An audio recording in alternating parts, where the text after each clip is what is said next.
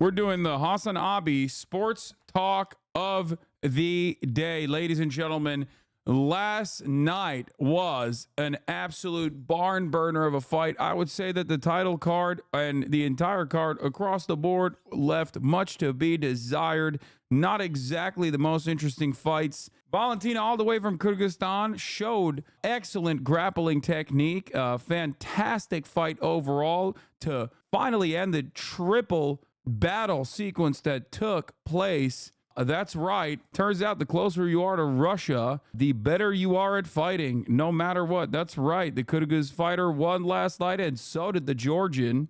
Okay. Last night, the UFC 306 Ultimate Fighting Championship fights were as the main event, the bantamweight title fight between Sean O'Malley and Merab Dvalishvili. The women flyweight was the co-main event between Alexa Grasso and Valentina Shevchenko. Valentina the Bullet Shevchenko coming in from Kyrgyzstan, also Peruvian as well.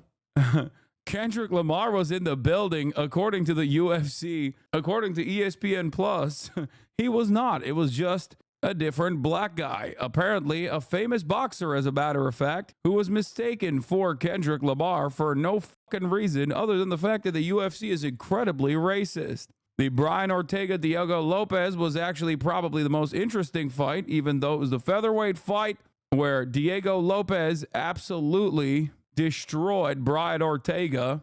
Yeah, I didn't see the rest of them. I only watched Diego Lopez, Brian Ortega, and the Shevchenko fight and the Merab fight. USB cards are pure garbage to watch. Fall off imminent. Yeah, I mean, it was kind of, all the fights were kind of ass. Sean O'Malley is supposed to be a goddamn knockout merchant, and he could not utilize his additional range. He could not find a single opening. Merab Dvalishvili absolutely destroyed Sean O'Malley on takedowns, even though he was not exactly a great grapple fighter himself. Ladies and gentlemen, let me tell you, I've never seen a guy refuse to put his hands down just the entire time. And you saw it in the actual stats as well. By the fourth round, Merab had made 71 strikes as opposed to the 20 strikes that came from Sean O'Malley. Merab seemingly had endless amounts of stamina. Let's see your hand accessory, King. Dude, it was great. What is happening? I'm so scared right now. I'm just giving you guys like my analysis of what I watched last night. Okay. Shit was crazy. Dvalishvili is like a jitterbug all night. Yeah, he just test that guy, bro. He was crazy. You reading from a script? No, I'm reading Top Dome. The Sphere had AI CGI, really? Oh, Dvalishvili.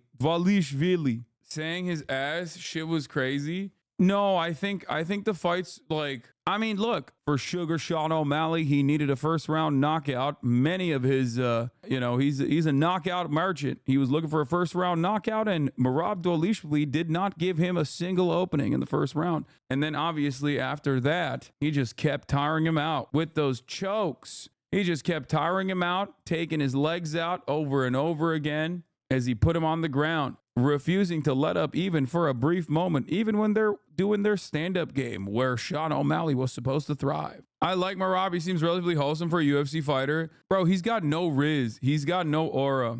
Like, I'm sorry. He was like, I am normal guy. Like, he's got no fucking riz. He doesn't have like the Patty style. Or, I mean, dude, every single one of the Dagestani fighters are insane. Like, they are, obviously they're insanely good at fighting, but they're also insanely telegenic. Like, they all know English, and so does Merab, by the way, obviously. Like, they're very smart. They know how to fucking be UFC fighters. They know how to be UFC fighters. They know what they need to do. They know that, like, they need to learn English so that they can talk shit. Merab literally hired a Sugar Sean lookalike during the build-up to the fight. No, I know Merab's not Dagestani. I'm just talking about, oh my God, you guys are so fucking ass. I know he's from Georgia, bro. He's got a literal Georgia tattoo. Holy fuck, you guys are so annoying. He has a tattoo of Georgia on his chest. I know he's Georgian. I was talking about how the Dagestani fighters, as opposed to Merab, are very charismatic. Merab, on the other hand, it was not very charismatic. He seems like a very wholesome dude. He's too wholesome. He's like, I'm just normal guy.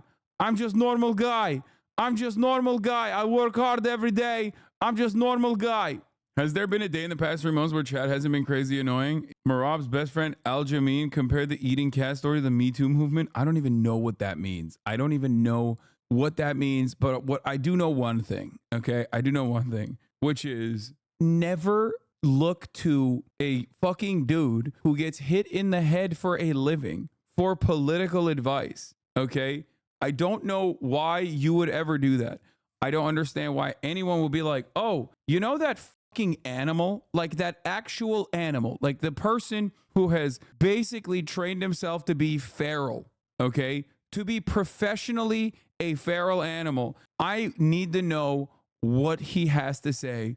I need to know complex thoughts coming out of that man, okay? It's not an accident that the longer fighters operate, okay, with like some notable exceptions in the UFC especially, the weirder their takes start getting, okay? Because you got to get a lot of CTE to basically get to that point to begin with. Khabib's little cousin Umar is next for the title fight against Merab. Umar will fuck him up and Merab tries to avoid him. What do you think about him?